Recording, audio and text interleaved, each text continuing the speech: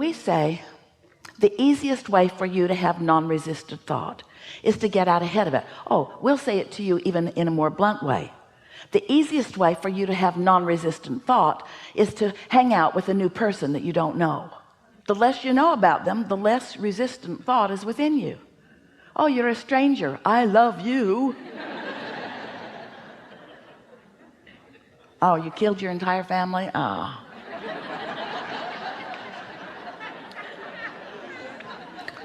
We're just playing with you a little bit here, but we want you to just for a moment try to feel the power of this non-resistant thought. So we've been saying recently, what you want to do is get out ahead of it. You want to get out ahead of your thoughts, and people want to get out ahead of it, they just don't know what that means.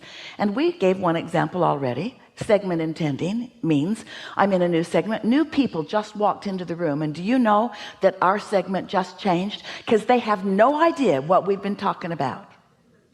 And so the energy of the room has just shifted. Now, not a problem to all of us because we're in the vortex. Yes, we're in that empowerment. Might be a little while for them to catch up with it, but the segment did just shift, and therefore you are going to notice a little repetition that you wouldn't have noticed before had new people not walked into the room. Following what we're getting at? Getting out ahead of it. Don't want confusion on the part of those that haven't been here. So when you get into your automobile, it's a new segment. When a new person joins you at the dinner table, a new segment begins. And if you will take just a moment, we're talking about a few seconds to acknowledge new segment and what I intend is. Because if you get out ahead of it, what I intend is to have fun. If you're out ahead of it, even though somebody who joined your dinner table who was in a bad mood and wasn't planning on having any fun, if you got out ahead of it with your intent to have fun, you're more likely to have fun even though he isn't. This is powerful stuff, because we love you so much, you are knee-jerkers. You have knee-jerk reactions to life, and that holds you in mundane creation. It holds you in less powerful creation. It doesn't let you feel your absolute power. Now here's another thing. We're going to stay with you for a little while on this conversation until we can feel that you're grasping it, because this process, you've heard the words before, daydream. Do you remember when you were kids? Before you were responsible, before you felt responsible, before you were resistant, before you were defensive. Some of you can remember those moments in time. Some of them you've been living recently, but it's a little snatch of time where somehow you're not resistant in thought, and your mind is just receiving the ingredients of your vortex. They're putting themselves together with the tutelage or tutorialage, with the help of your inner being, who knows where you stand in relationship to everything that you want, and knows what the ingredients that you put into your vortex is, so knows what the path of least resistance is for you to receive a thought. So do you think that you're here to create your own reality? You are. But do you think that the reason that you're here to create your own reality is that when you create your own reality you will like it better? Well, that's one reason, but it isn't the reality that you are creating that you are here about. It's the thrill of reality creating that you're here about. It's the thrill of lining up with your true power and watching what you desire flow to you through the power of your own focus. It's the journey. Now you've heard that your whole life. The joy is in the journey. Almost everybody is saying it, and nobody knows even what they mean when they're talking about the joy is in the journey. But we want you to know that what we mean by the joy is in the journey is that you did a lot of the journey when you knew what you didn't want, and therefore knew what you did want, and you say, well, that was not all that joyful. And we say, well, it was to your inner being, because you were identifying who you are. When someone was rude, you said, I like nicer.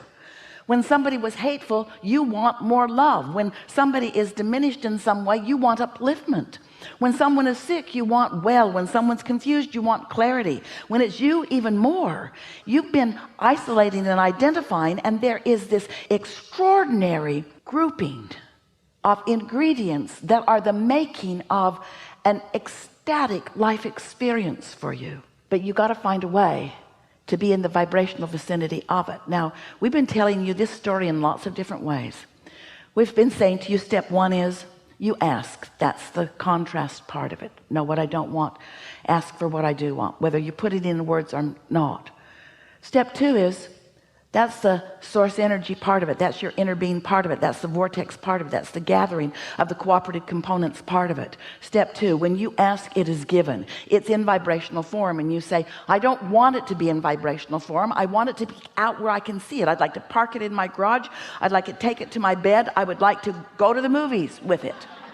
I don't want this vibrational reality creation. And we say, but it is that way in the beginning. And so if you will accept that the ingredients are there and that you will be guided, you will be led, you'll be called, you are being guided, you are being led, you are being called to your path of least resistance. But what we're saying to you here today is you've got some whopping resistance going on, because you have played the objective game so much that you hardly ever put yourself in a position where you can receive an impulse that's on the path of least resistance and feel the empowerment of your inner being about it.